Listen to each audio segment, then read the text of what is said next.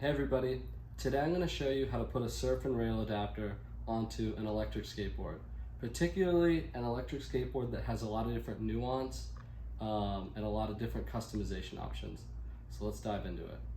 First things first, we're going to pull the front truck off and mount the surf adapter.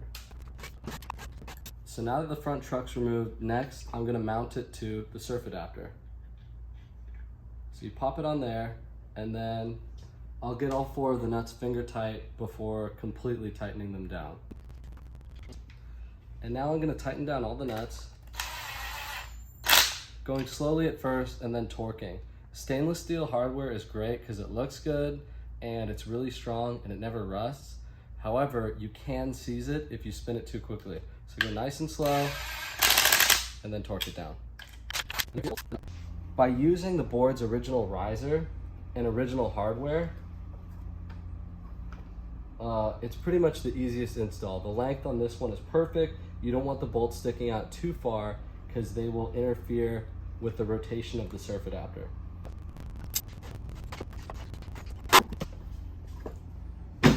All right, so far looks good, feels good. Let's move on to the back. Same sort of process. First, we'll take off the rear truck. And then for ease of install, I'm going to take these connectors apart. So now that we can remove the rear truck, we can see the first nuance of this build, which is that the ordinary rail adapter doesn't quite fit. If we mount it like this, it sticks too far forward and bumps into the ESC.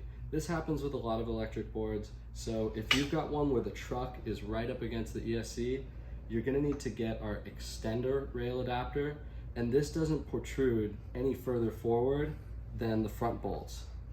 So that goes on just like that, and then we're going to mount the rear truck on just like that. Okay, so to attach your rear truck to the rail adapter or extender rail, if it's one of our new ones, it's got these nice convenient threaded holes and these bolts that have Loctite.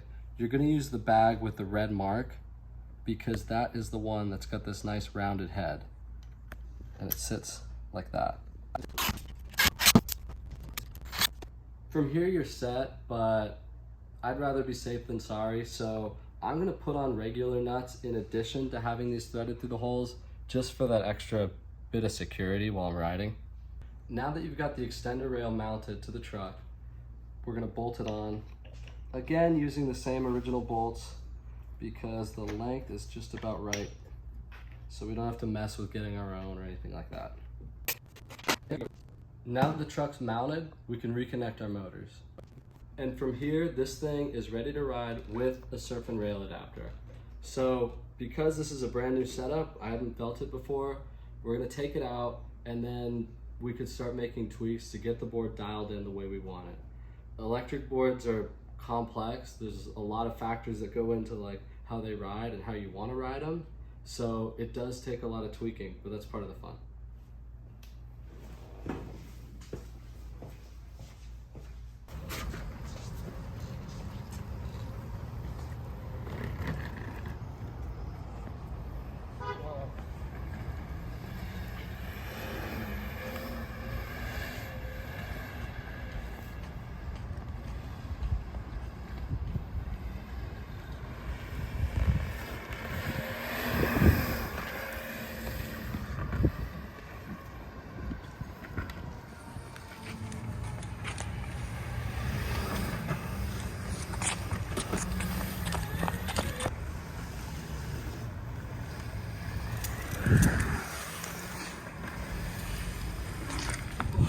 Oh yeah.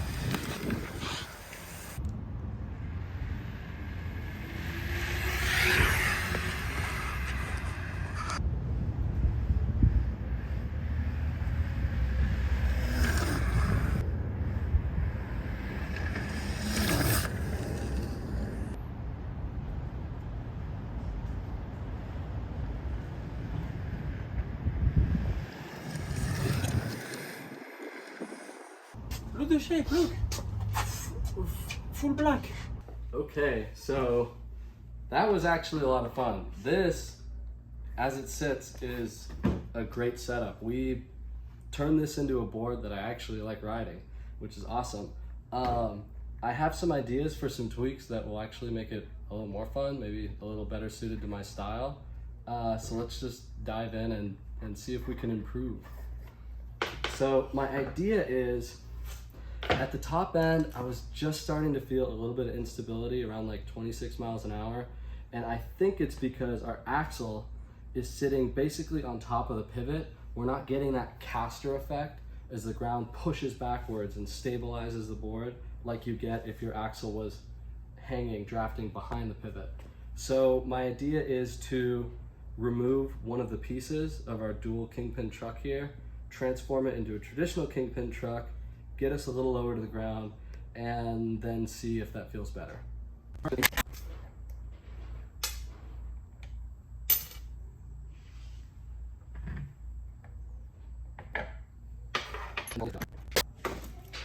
So at this point, we can get wheel bite, especially with these awesome jumbo Esk8. I think they're 95s, 105 millimeter wheels. But I have a feeling I won't be turning this hard at those kinds of speeds. So we'll give it a shot and see how it is. If we do get wheel bite and we want to fix that, we have another solution. So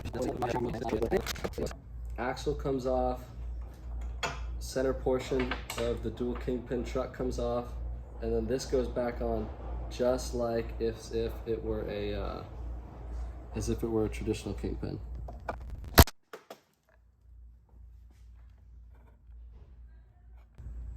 So now the problem that we're having is once you start to lean a little bit, this motor is actually going to scratch on the rail adapter plate in here.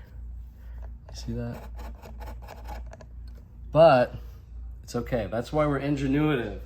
You have to be willing to work with things like this and come up with solutions to improve your project with whatever you have on hand. So what I'm thinking we'll do is one side of the rail adapter is a little bit thicker and it holds the logo, and the other side here is flush with the bushings. If I take this apart, flip this piece around 180 and put it back together, I think we'll find that we have enough clearance for the motors, and we still get the awesome benefits of using a rail adapter, and we're lower to the ground, and we have more tail. I think it'll be the best of both worlds, so let's get into it. Okay, so here we are. We got back down to the core part. I'm gonna flip that around, slap it back on, and then remount the truck. And this time, see, if I use the threaded holes, I'm up here.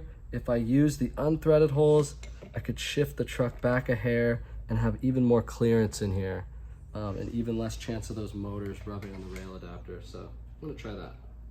So if you look here, we got it back together, and the motors do not touch the rail adapter. Even on full lean, they're not touching. It might be a fraction of an inch, but they're not touching. So it's the little victories. We didn't have to go and put in an extra spacer or fiddle anymore.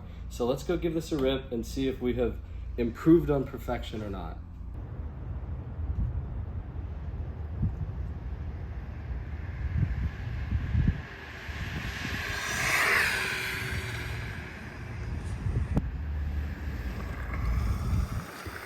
Not bad.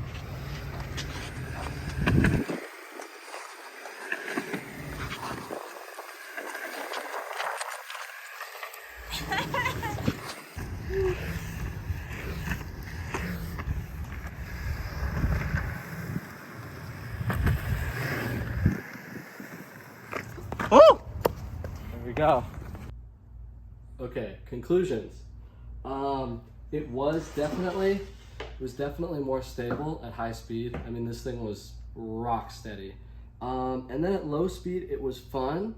Still turned nice and tight. I did like having more tail, but I think that flow with the dual kingpin trucks at low speed was just so much fun. I could have done that for hours because the way that the deck leans so much more with the dual kingpins plus the adapters, it's so comfortable. You're not really like working your, the joints in your feet. The deck is really moving with you. With this, you're more like leaning over, leaning that way. It's more intense of a feeling. But anyway, we managed to pop the pivot out of the pivot cup when it got wheel bite. That is because these trucks aren't really designed to be traditional kingpins. We're sort of forcing them into a function that's beyond their design. But I think that if this kingpin were a little tighter, we can avoid that. And also I've got a trick or two up my sleeve to avoid wheel bite on this setup. So let's try some of those. First, I'm gonna put this hanger back in position. And then next, let's try the fin system. This is a fin surf adapter, and that means that we could change the angle of the pivot by 5 degrees. So if we put it in our mega pump mode, we could sort of tilt this up and give us some more space between the battery and the deck and the end of the wheels.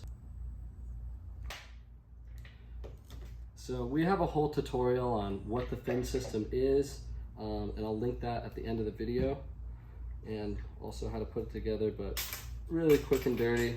So we put the surf adapter into mega pump mode by aligning these two arrows. Then we flip that on over, put it into its place, throw on the other fin,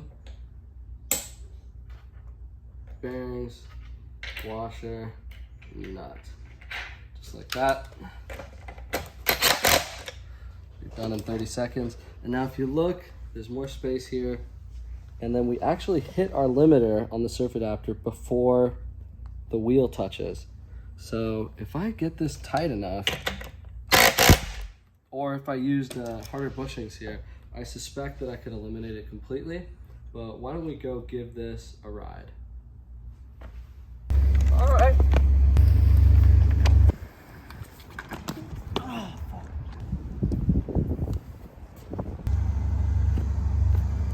Yeah, I think I should have made it tighter. The boosted truck didn't work. I'm not even gonna bother showing you why. It just wasn't a big improvement. But more tricks, more tricks. This is the extender bracket. This has been really popular with electric skateboarders because basically what it's gonna do is take your whole front truck assembly and move it forward like 4 inches. So you're totally clear of any battery box or other components in thick, wide areas of the deck.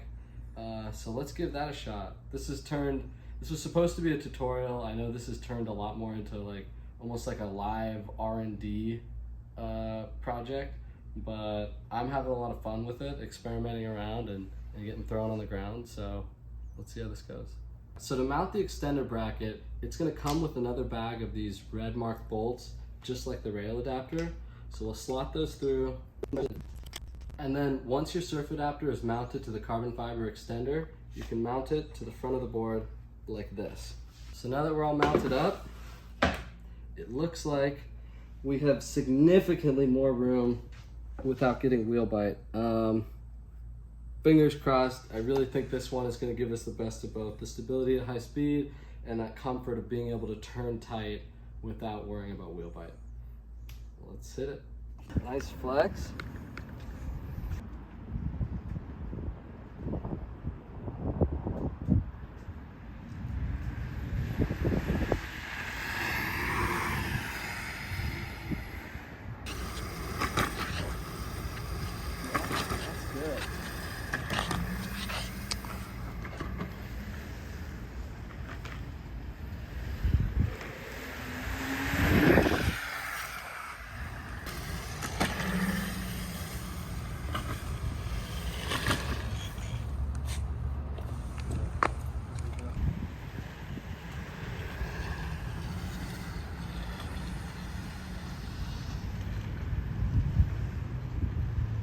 Nothing, you know?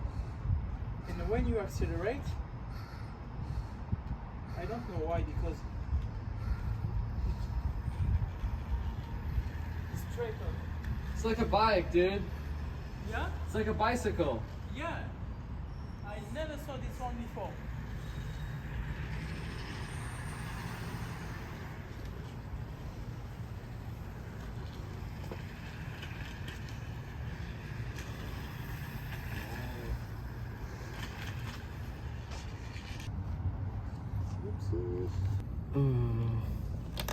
Yeah. Basically, we're hitting the motor against this washer here, but only when I was pumping. That's the only time I felt it. So I'm just gonna try to like kick it over a couple millimeter, tighten it down. Maybe make it a little extra tight this time.